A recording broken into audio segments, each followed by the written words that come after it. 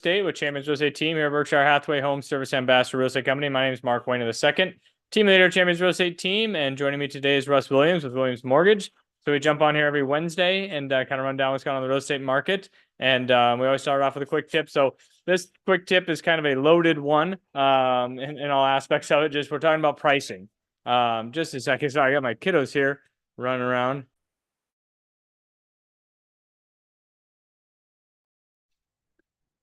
Sorry, guys. But we talk about pricing, and it's one of those things, especially in this market. We know it's a seller's market, and we meet with sellers all the time talking about getting their house priced right.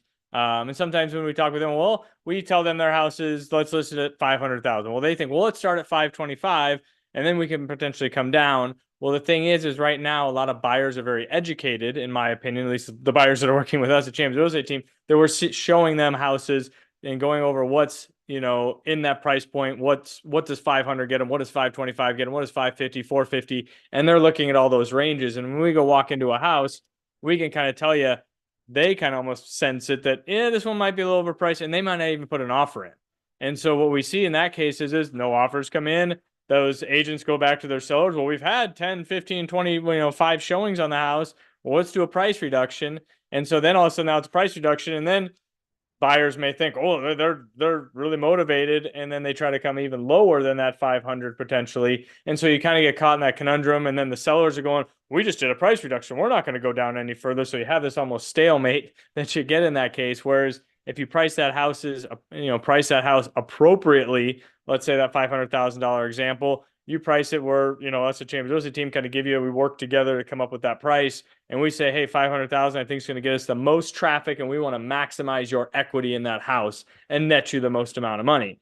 And that 500, those people, those buyers are like, hey, this is a great house for 500. I might even pay 510 for it, or and all of a sudden you get 2 or 3 of those people that maybe get in that, emotional buying state that they love the house. We've had it professionally cleaned. We've had it staged. We're ready to rock and roll on the seller side. Now it's just to tell us, hey, let the buyers tell us what they think it's worth, and we price it appropriately. You may even net a little bit more, maybe potentially I've seen sometimes even get up to that higher price where you maybe thought your house was at, but in reality, and what the market is telling us is here. And so it's just right pricing that house to maximize your equity in the home, rather than, I think some agents may just go, oh, you want to list it at 525? Yeah, let's try it there. Because ultimately those agents, we work on commission. We get paid more if the house sells more. So that's our goal, is to net you the most amount. Well, let's try it there. Well, that may backfire in the big picture of the thing. So I know I could probably go on a whole hour talk about pricing your house, right? I know this is a quick tip, so we'll try to keep it short. But, get with us at Champions Real Estate Team here, and make sure that we get your house priced right. And that's the biggest thing. And there's a lot of different home valuation tools out there. When we go meet with our clients and sellers and stuff, well, the Zillow says this, your HomeBot app says this, the Realtor.com says this, our RPR on the website says this. There's a lot of different valuations, and we look at those as agents because that's what the public looks at. That's what buyers look at. And then we look at, here's what the data is showing us that it has actually sold in your neighborhood with like kind, and we make sure that price is 100% where it needs to be. So yeah, let's take a look at what's going on in the number sense of it goes. So here we go. Here we go. So the activity over the last week, so we jumped a pretty good significant amount of new listings here. So we had 554 last week. We had about 407, if I remember correctly. New contracts at 432. So we saw that number jump up a little bit. So I think that's obviously after the holiday weekend. We saw a lot of those people coming onto the market. So as we look through here, we had 594 new homeowners. So congratulations to them. So like I said, we're seeing more activity, as the activity goes through there. So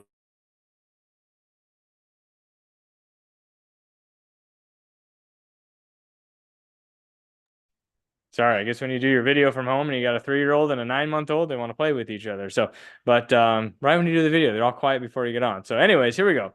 30,000 foot view. Like I said, every week, this number doesn't jump around too much. Actually dropped down. Actually, we kind of flipped a little bit here on our existing and new construction. So just under 2,800 new homes or active homes in the Omaha Lincoln area. Douglas Sarpy County, 1672. That was like 1668 last week. So that number didn't change, the number that are actually in Douglas Sarpy County. But what did change is our existing home inventory shot up by about 100 or so. And our new construction went down. It wasn't like 911. Now it's at 918 or 818. So it dropped about 100. So we're starting to see that shift. The new construction homes that have been started, last fall, they're at that spec home phase. They're ready to rock. They're coming off the shelves here. Some builders were giving some incentives of buying rates down and things of that sort. Inventory, still at that 2.2 month supply of inventory.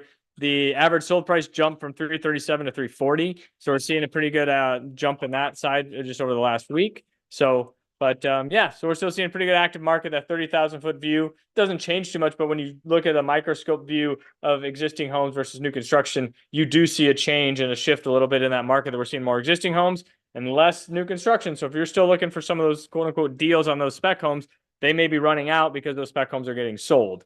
And then basically you're paying 2024 prices rather than 2023 prices on that new construction. So, anyways, let's jump in here with Russ. I'm going to put a mute on it because my kiddo in the jumper is getting a little wild here. So, Russ, how are we doing on the mortgage side here?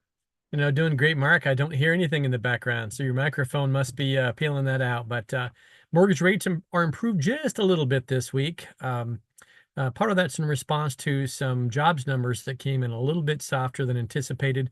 It's not a full-blown belief on the part of the market that jobs are going to continue to soften, but the market is just really anxious for rates to come down. Everybody is. We all are. Having said that, though, we are going to be watching Friday fairly closely. That's every first Friday of the month. There is a non-farm payroll report from the Federal Bureau of Labor Statistics, and if it does show a weakening in the jobs market, we'll continue to see some improvement in rates. Does that mean they're going to get back down to 2.5%? No, but we might see them improve to get back under 7% for your conventional long-term without paying points. Also, what else was I going to say? We are still seeing that there is first-time home buyer money out there. Some of you may have heard that we have seen the return of some of the zero down payment money. And certainly when we have a shortage of supply and demand gets stronger because we have more zero down payment programs, that can start to put upward pressure on home prices. So I'd encourage you to get out there with Mark and his team and buy homes now while you still can get them at great prices. Every lender has their own variation of down payment assistance they can work with. And also there are some, of course, state subsidies and even local county, city subsidies that you can use as either low to moderate income or first-time home buyer. So in the event that your preferred lender only has access to their products and programs, we'd be happy to help guide you and give you some direction on where you can go to get some funding for either low to moderate income or for first-time home buyers. And by the way, first-time home buyer just means you haven't owned in the last 3 years. So still a lot of money out there to help you buy houses, folks.